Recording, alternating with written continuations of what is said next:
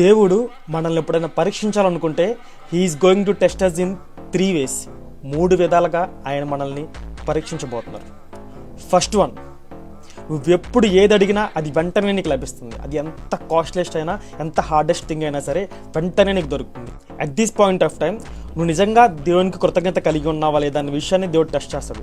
Are you showing gratitude or not అన్న విషయాన్ని దేవుడు టెస్ట్ చేస్తాడు. అండ్ సెకండ్ వన్, నువ్వు కోరుకున్నది ఎప్పటికీ కూడా అది నీకు దొరకదు. అది ఎంత చిన్నదైనా కానీ, ఎంత పెద్దదైనా కానీ, నువ్వు కోరుకున్నది ఎప్పటికీ కూడా నీకు దొరకదు.